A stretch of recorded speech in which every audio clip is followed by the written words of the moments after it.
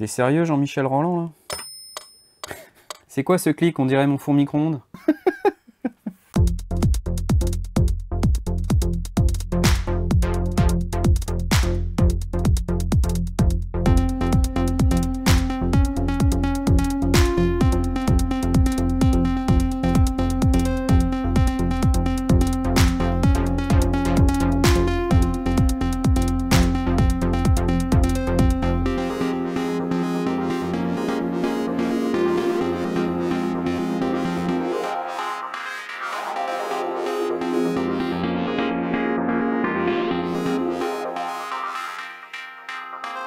Salut les gens, aujourd'hui je vais vous parler de la MC707 Roland.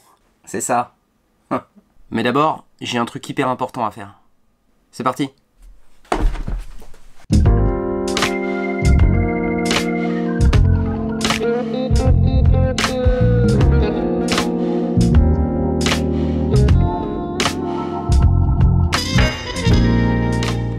Salut à tous, aujourd'hui c'est la MC707. Donc c'est cette machine là. Oui, donc je me suis rasé la barbe pour soutenir la recherche pour la lutte contre le cancer de la prostate. Si vous voulez avoir toute l'histoire, allez voir cette vidéo qui est là. Bon, enfin bref, au-delà du fait que je sais pertinemment que ça ne me va pas du tout, c'est pas l'objet. L'objet c'est cette machine, la MC707. Ouais. Alors Roland, vous savez, ils font des boîtes à rythme et des groovebox depuis la nuit des temps à peu près. Et celle-ci, c'est la dernière mouture de chez Roland. Elle est sortie il y a quelques semaines. Donc je l'ai eu en test, c'est mon ami Jean-Michel Micheneau qui me l'a prêté. En fait, ça fait super longtemps que je l'ai, ils doivent se demander ce que je fous avec. Et la raison pour laquelle ça fait super longtemps que je l'ai, c'est que vous allez voir que c'est une machine qui n'est pas super facile à prendre en main. Une machine qui est extrêmement complexe avec énormément de fonctionnalités et une interface. Je vous laisse regarder les connecteurs à l'arrière. On a un on-off, un USB, un MIDI in et deux MIDI out, ça c'est cool. On a un port SD qui va aussi être possible de sécuriser avec un cache en métal qu'on peut visser. Là, vous voyez les deux trous. Ensuite, on va avoir des entrées. Ici, il y a une entrée stéréo qui peut être soit mono, micro au format jack, ou sinon stéréo LR.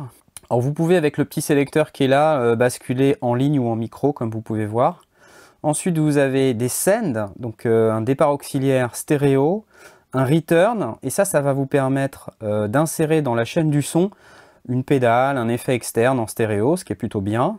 Une sortie supplémentaire qui s'appelle Assignable Out, donc une sortie assignable, vous voyez LR, elle est donc stéréo, qui vient en plus de la sortie stéréo Mix Out, qui est ici, vous voyez LR, et elle peut fonctionner en mono si on veut.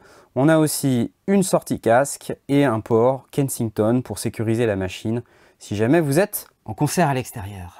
Ouais, c'est bien. Ça va, arrêter de regarder ma moustache comme ça, je sais que ça va pas du tout. Je le sais, ok? La règle, c'est que vous pouvez vous moquer de moi, mais uniquement si vous donnez de l'argent. Ça se passe ici, regardez. Bon, je vais l'allumer. Oh! Alors, ça, c'est l'OS 1.02, le dernier à date que j'ai chargé il y a quelques jours. Là, il charge mon dernier projet. C'est celui que vous avez vu dans la démo avant. Voilà. Donc c'est ce qu'on a quand on arrive, le dernier projet. Je vous fais un petit tour de l'interface. Sur la gauche, vous avez un volume général, un volume du casque. Bouton Shift et Clear. Projet Quantize Reg, donc projet pour pouvoir aller naviguer dans le menu projet. Quantize et Reg, ça c'est pour enregistrer et quantifier. Motion, c'est pour l'automatisation des paramètres. Vous avez 4 boutons de scène qui sont doublés lorsqu'on appuie sur le bouton Shift ici. Donc si vous appuyez sur Shift 1 par exemple, ça charge la scène 5. Vous avez une zone Measure, avec des petits lumignons ici, vous voyez qu'il y en a 4, et le bouton Start-Stop qui clignote, et il clignote quand c'est arrêté. Bon.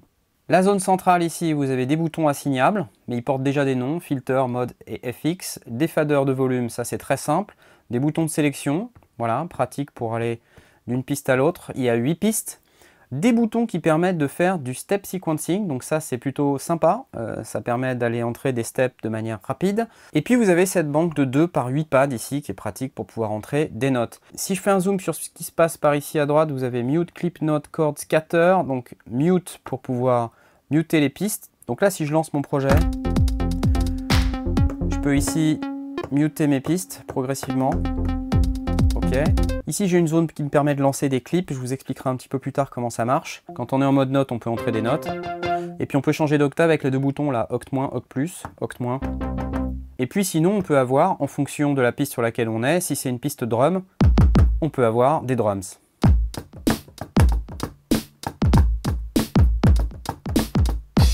Magnifique. Ici, on a une piste spéciale qui permet d'entrer des accords. Et puis ensuite, on a cette magnifique fonction scatter qui vous donne ce patchwork de pads colorés. Et quand vous appuyez sur play,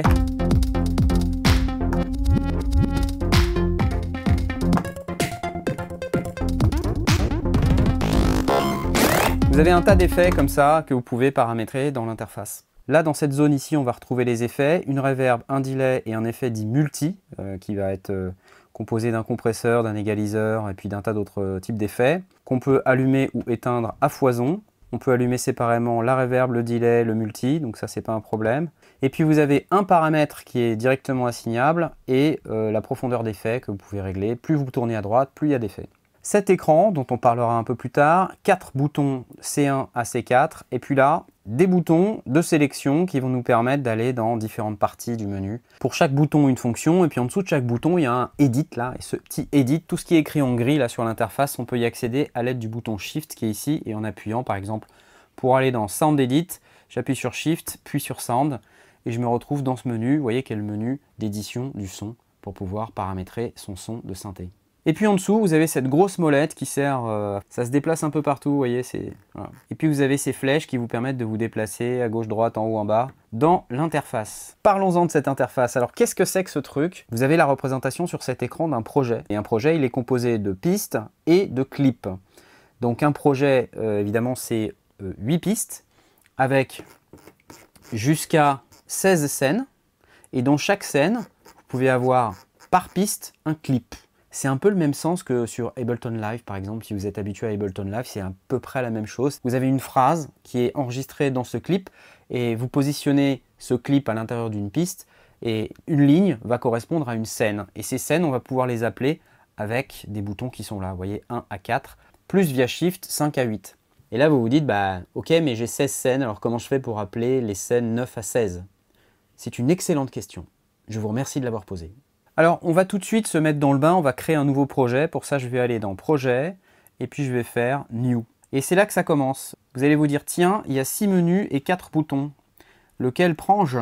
Alors, pas celui-là, pas celui-là. Ah, celui-là. Celui-là ou celui-là? Celui-là non plus, voilà, donc c'est celui de droite. Alors, à noter que ces boutons, c'est aussi des boutons poussoirs, et uniquement ceux-ci, parce que tous les autres ne sont pas des boutons poussoirs, et en particulier celui-ci n'est pas un bouton poussoir. C'est dommage, il aurait pu servir à plein de trucs dans l'interface, mais bon. Donc là, je vais faire New. Donc pour faire New, je peux appuyer dessus ou appuyer sur Enter, qui est indiqué ici. Donc je fais New.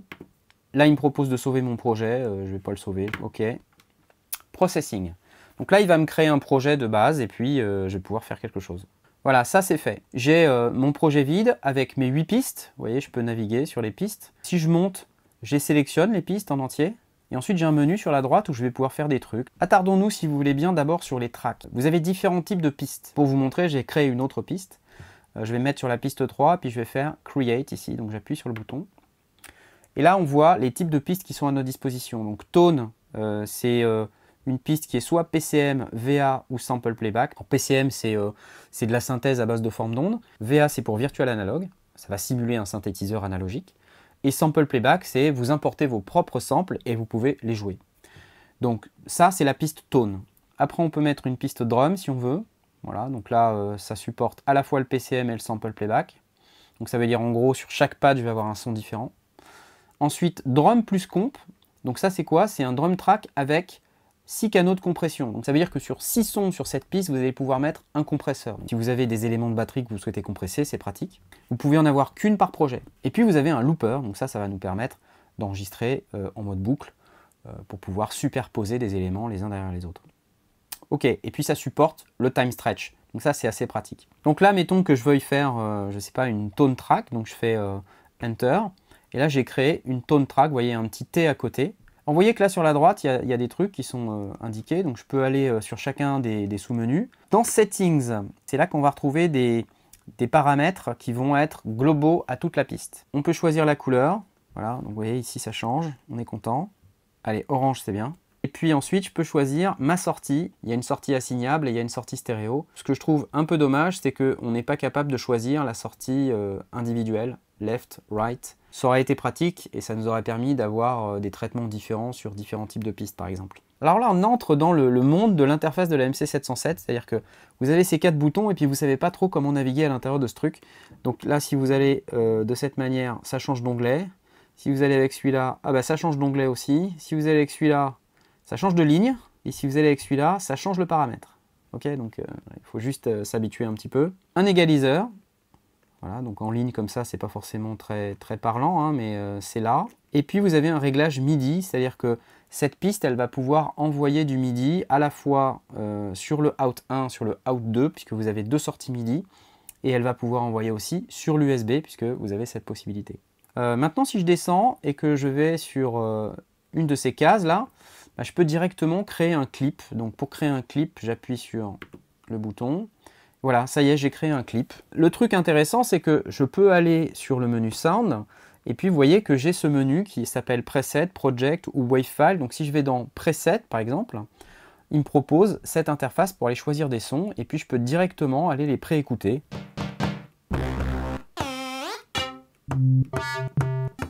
Alors il y a un paquet de presets, hein, donc bah, je crois qu'il y a genre 4000 presets, donc là vous avez de quoi faire honnêtement.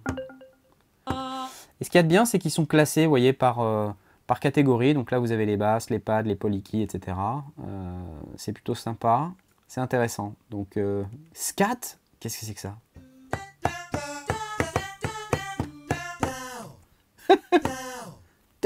Évidemment, on a des basses.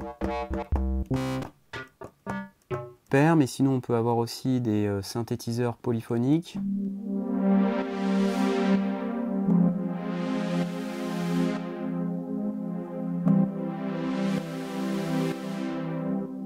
Vous voyez, il y a des sons qui sont quand même très bons et il y en a plein. Il y a une banque de sons qui est extrêmement bien fournie et ça, c'est vraiment très cool. Alors, le truc, c'est que évidemment, pour pouvoir jouer de ces synthétiseurs, c'est quand même pas super pratique avec les pads là. Donc, heureusement, on peut brancher un clavier sur l'entrée MIDI in qui est là. On peut aussi utiliser le MIDI via l'USB pour pouvoir déclencher les sons qui sont à l'intérieur du MC707. C'est parti. Il est où mon câble MIDI jaune? Ah! Out. Et là, le truc, c'est qu'il va associer les canaux MIDI de chaque piste par rapport à mon canal MIDI d'envoi. Donc là, si je fais Shift 3, puisque je suis sur la piste 3,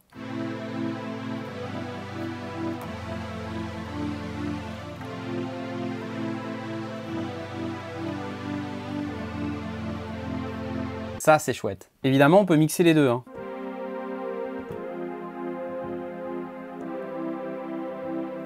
Rien ne nous empêche de mixer les deux, c'est tout à fait possible. Donc là, si je vais sur le canal 2, canal 1, vous voyez, je peux jouer de la batterie, je peux jouer des sons uniquement avec un clavier externe comme celui-ci branché en MIDI, donc c'est hyper facile. Bon, comment ça se passe si je veux enregistrer? Je prends par exemple la piste de drums qui est là. On peut aller choisir son son par l'intermédiaire des presets. Oh là! Je peux taper le tempo avec Shift Tap. Je peux aller activer le métronome si j'ai envie. Ouais. Ouais, alors ça se règle, hein.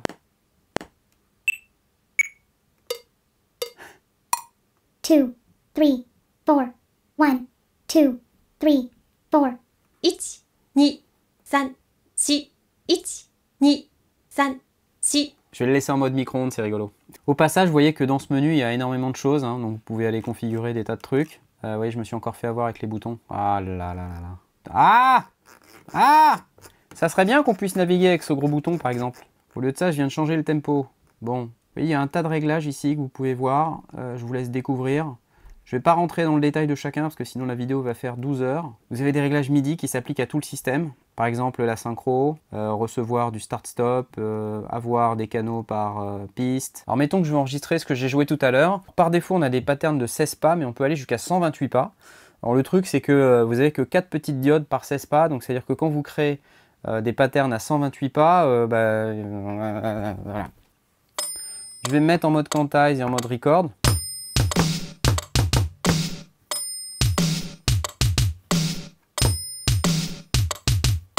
Vous voyez qu'il a enregistré les différents steps que j'ai entrés sur le step sequencer. Donc je peux, si je veux, appuyer sur ces steps Et puis là, je peux aller changer certains paramètres. Vous voyez, vélocité, start, mute, substep.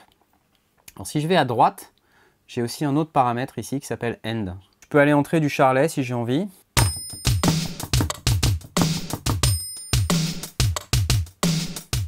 Alors, vous avez vu comme j'ai entré le charlet, j'ai appuyé sur play et j'ai joué immédiatement. Pourquoi? Parce qu'il n'y a pas dans cette machine de précompte.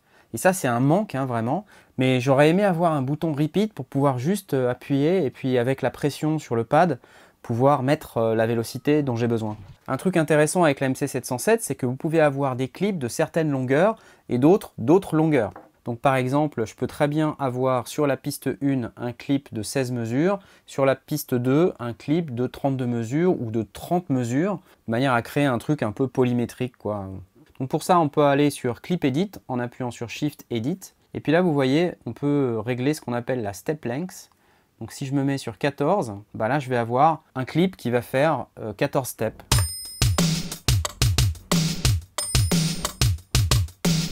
Le truc dommage, c'est que vous voyez, sur une drum track, on ne peut pas avoir pour chaque instrument une longueur de clip différente. Ouais. Rien n'empêche de créer une drum track à côté avec une longueur différente. Faut juste le savoir. On peut aussi maintenir les steps ici et puis changer la vélocité, le start, le mute et puis faire ce qu'on appelle des substeps. Donc là, si je prends par exemple mon charlet et que je maintiens, je sais pas moi, ce step, je peux aller lui mettre des substeps, c'est-à-dire faire du ratcheting, comme on appelle ça dans le langage courant des boîtes à rythme.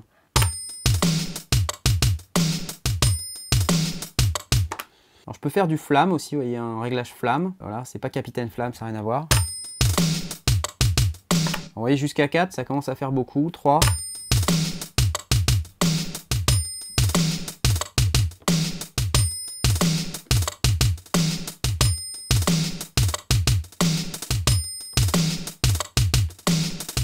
J'ai enlevé le métronome parce que je suis pas très micro-ondes en ce moment. Ok.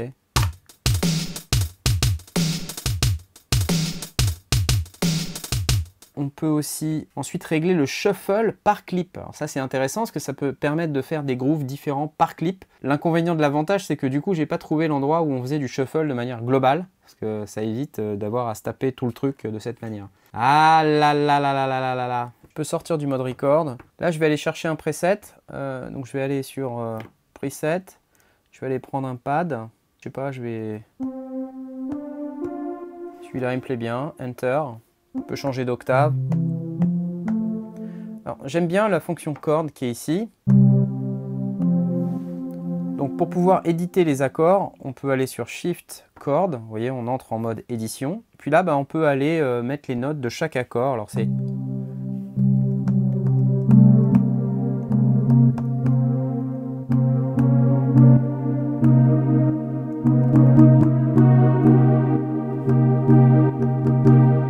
Magnifique. Voilà.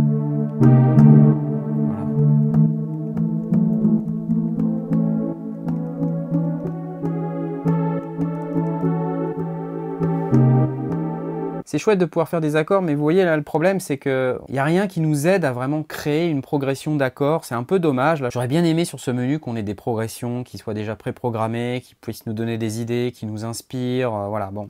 Alors j'ai ouvert mon projet de démo. Vous voyez qu'on peut naviguer dans les scènes avec le gros potard, et puis ensuite, moi j'aurais aimé qu'on puisse appuyer comme ça, puis faire quelque chose de ce type-là pour pouvoir démarrer la scène, parce qu'on n'a que 8 boutons de scène, et je vous rappelle que nous avons 16 lignes de scène. C'est ennuyeux. Si je lance la scène 1, hop, ça donne ça.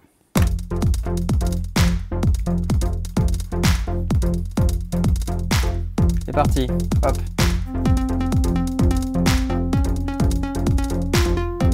Magnifique. Vous voyez là j'ai mes clips qui sont ici, puis ici j'ai rien. Par contre je peux lancer cet autre clip.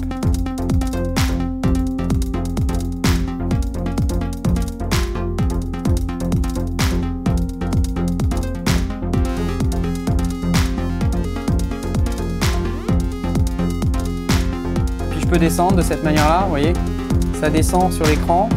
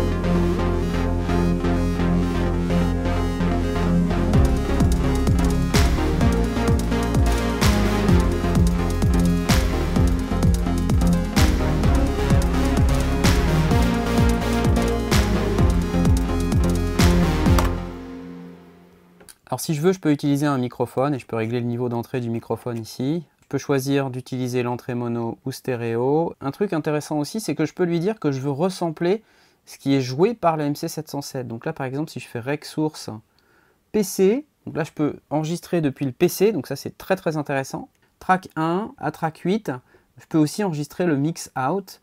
Donc là, je ne résiste pas au plaisir de faire ça. Donc là, par exemple, si j'utilise la piste numéro 5, et puis que je vais directement à lui demander un looper pour faire du sample record and playback, je fais Enter. J'ai plus qu'à dire que je passe en mode record, quoi, hein, puis je fais OK, quoi, c'est parti. Hein.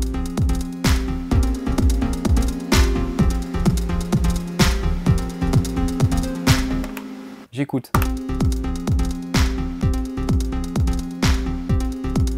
Donc là, j'ai enregistré carrément un bout de mon beat. Donc c'est cool parce que ça veut dire que je peux resampler de cette manière-là des morceaux que je fais avec la MC707, en fabriquer des boucles que je réutilise ensuite à l'intérieur de la MC707. Wouh! Bon, que peut-on en conclure? Déjà qu'on a affaire à du très lourd pour ce qui concerne la synthèse sonore, le nombre de sons disponibles et leur qualité. Qu'il s'agisse de sons de synthé ou des drum kits d'ailleurs, c'est vraiment mortel. On n'en attend pas moins de Roland qui n'a rien à démontrer dans ce domaine. En bref, rien que pour ça, c'est génial. Un synthé multitimbral 8 pistes qui sonne d'enfer, qu'on peut utiliser aussi avec un clavier externe. J'aime particulièrement la possibilité d'utiliser un effet externe via les sorties Send, et même si vous n'utilisez pas d'effet externe, ça fait toujours une sortie séparée supplémentaire qui peut être pratique. Le séquenceur est tout à fait correct, la fonction mute permet d'introduire de la probabilité dans les clips, et ça, c'est vraiment bien. Bref, la machine permet d'avoir une prod qui sonne, avec des contrôles en live, c'est plutôt fun et c'est très direct. Maintenant, c'est difficile de masquer toute la complexité de cette machine. C'est vraiment d'ailleurs l'inconvénient de cette surpuissance. Ça fait trop de choses et on n'a pas l'interface qu'il faut pour ça. On manque cruellement de boutons et de contrôles additionnels pour un accès direct à certaines fonctions. Je ne saurais pas vraiment vous dire ce qui me gêne le plus par ordre de priorité, alors j'ai décidé de vous en faire une liste à l'après-vert sans aucune autre forme d'explication. Toutes mes excuses par avance à Jean-Michel Roland. Pas d'undo, pas de précompte, pas la possibilité d'envoyer des éléments de drum track sur la sortie assignable, devoir mettre tous les samples à la racine de la carte SD, la gestion des échantillons qui est une vraie galère, pas d'aftertouch sur les pads, pas de gamme ou d'accords préprogrammés, pas de fonction repeat, pas d'arpégiateur, pas la possibilité de réutiliser le même sample avec plusieurs start points différents, pas de sidechain dans le compresseur, l'utilisation de la sortie Send qui coupe le volume de la piste, la gestion des fichiers projet qui est archaïque, pas de polymétrie à l'intérieur d'une drum track, la multitude de manip avec Shift, les incréments de paramètres avec Shift qui n'ont aucun sens musical, le fait qu'on ne puisse pas copier les 16 premiers steps d'un clip pour en faire un de 32 ou plus, la navigation dans la séquence quand on a plus de 64 steps, la programmation du synthé archi rébarbative, le time stretch pas terrible, le séquenceur qui n'envoie que des notes en MIDI et pas de contrôle CC, pas de mode song, le temps de chargement d'un projet qui rend la machine pas vraiment pratique pour le live, le fait qu'avec toute cette puissance on n'ait que 16 scènes, et globalement l'interface utilisateur et la navigation qui n'est pas du tout satisfaisante. Voilà, on va dire que rien n'est mortel et qu'on peut tout de même s'en tirer malgré tout. C'est juste que j'ai quand même un peu l'impression que cette MC707 est sortie un peu vite, qu'on y aurait sans doute gagné à prendre un peu plus le temps de la réflexion en mettant des musiciens dans le processus de conception et pas seulement des ingénieurs, à bon entendeur. À la question est-ce que ça vaut 1000 €? Oui, tout à fait. Ça devrait en valoir beaucoup plus à vrai dire. Pour tout avouer, j'aurais préféré que ça en vaille 1200 et qu'on ait eu un bien meilleur workflow, mais voilà, ce qui est fait est fait. J'espère juste que tout ça va s'améliorer avec le temps et quelques mises à jour logicielles bien senties. Hein Jean-Michel Roland? Que vous allez faire des mises à jour? Bref, ne vous laissez pas effrayer par le côté un peu négatif de cette vidéo, je résumerai juste mon avis par cette simple phrase. J'adore les fonctions et le son, mais j'ai juste détesté l'interface utilisateur, un élément que je considère comme primordial pour tout instrument censé stimuler la créativité. Et donc aucun problème à être tout de même attiré par cette MC707, étant donné tout ce qu'elle a sous le capot, ça n'a rien d'étonnant. Faites-vous donc plaisir en soutenant les sondiers, achetez-la en utilisant le lien d'affiliation dispo dans la description.